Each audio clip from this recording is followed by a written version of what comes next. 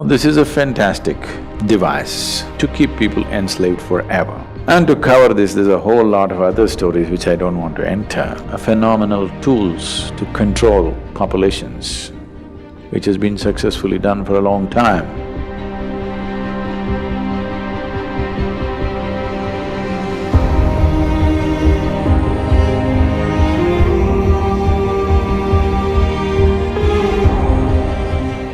It depends on how we shaped ourselves.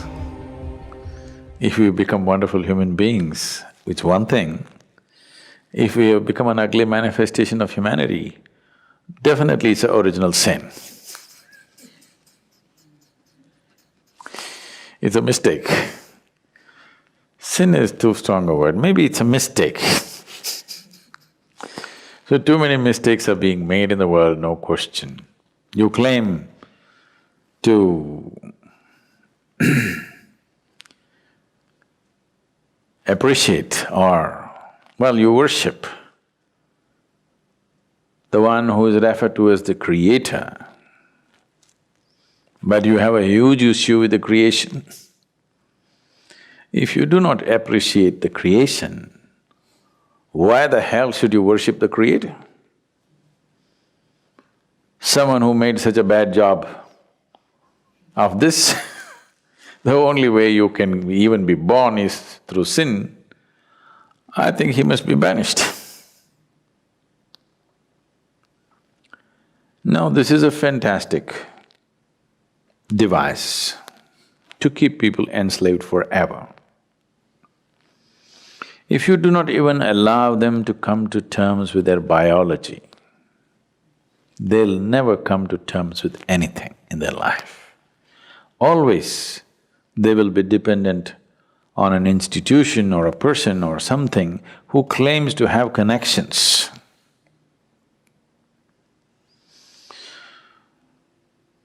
An Italian mafia guy was once brought to the law court and he just walked in with this fat cigar in his hand, and like this he came and sat down like he's a guest. Then the judge looked at his arrogance and asked, "Do you have a lawyer?" He blew the smoke out and said, "Well, I got friends in the jury."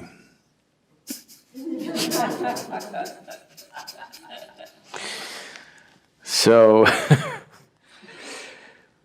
people who are supposed to have connections elsewhere, you will always be enslaved to them because you feel guilty about your biology. This whole thing goes into more grosser and grosser states. So except in certain cultures, everywhere else where dominant religious beliefs were spread, in all those cultures, unfortunately, they make you feel guilty of your very existence, because that way you will always be enslaved to whatever they have set up.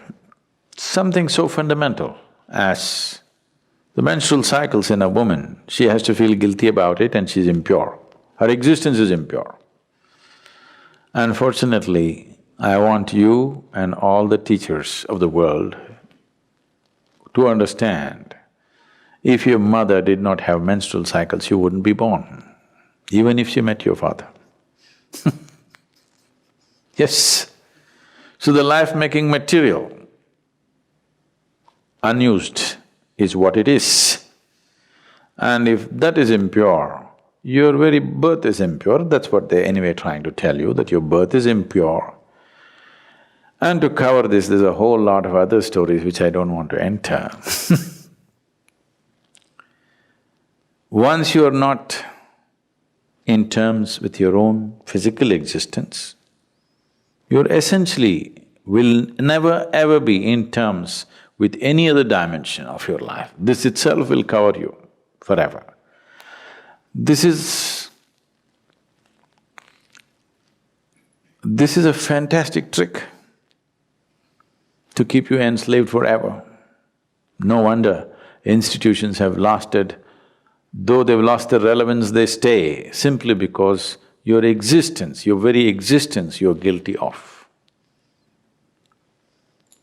If you're guilty of your very existence, that means one or that which is the source of creation should be even more guilty.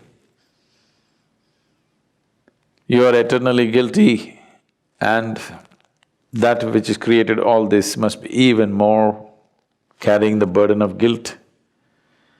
Guilt and fear have been a phenomenal tools to control populations, which has been successfully done for a long time.